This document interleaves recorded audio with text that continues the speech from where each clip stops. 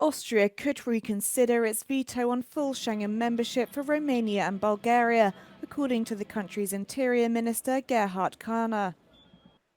For the last 2 years, Austria has blocked the two nations' full admission to the control-free travel zone, arguing that too many refugees were entering Austria via the West Balkans. Kahner now says the situation has improved. Grundsätzlich war das Schengen-Veto richtig und vor allem wichtig. Wir sehen jetzt, dass die Zahlen der illegalen Migration gerade über diese Länder massiv zurückgegangen sind. Das heißt, wir sind auf einem richtigen Weg, aber noch nicht am Ende des Weges angelangt. Earlier this year, Bulgaria and Romania received partial Schengen membership after checks at their air and sea borders were removed. The three nations will meet in Hungary on the 22nd of November.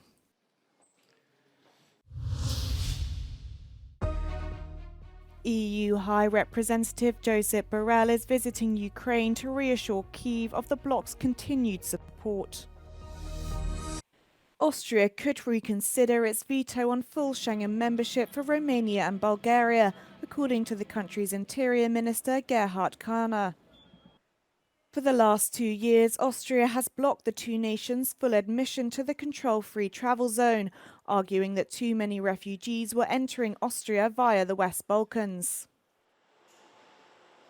Kahner now says the situation has improved. Grundsätzlich war das Schengen-Veto richtig und vor allem wichtig. Wir sehen jetzt, dass die Zahlen der illegalen Migration gerade über diese Länder massiv zurückgegangen sind. Das heißt, wir sind auf einem richtigen Weg, aber noch nicht am Ende des Weges angelangt. Earlier this year, Bulgaria and Romania received partial Schengen membership after checks at their air and sea borders were removed.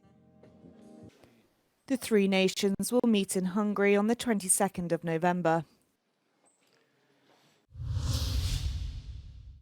EU High Representative Josep Borrell is visiting the Ukrainian capital of Kyiv in an attempt to reassure Ukraine of the bloc's unwavering support in its fight against Russia.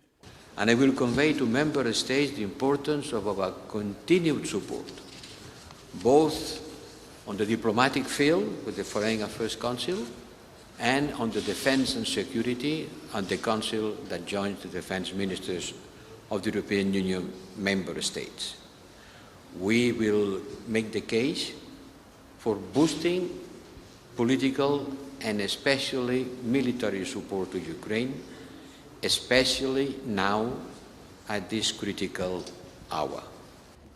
Borrell also urged faster deliveries and fewer self-imposed red lines in getting Western weapons to Ukraine. His trip, which will be his last in his capacity as High Representative, follows the election of Donald Trump as President of the United States, a development that has sparked concerns over potential US cuts to financial and military aid for Ukraine.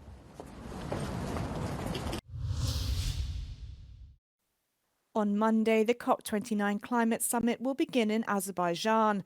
Euronews correspondent Georgia Orlandi has been observing the preparations. The countdown is almost over. Azerbaijan's capital Baku is getting ready to host COP29, the world's most important meeting on climate change, for 10 days starting Monday. Around 200 countries will be represented here to address the urgent need to prevent irreversible damage of the climate crisis. Time is running out. The world is already off track to meet the Paris Agreement's goal to limit temperature rises to below 1.5 degrees Celsius. We've witnessed events such as recent floods in Spain and the deadly effects of global temperatures rising.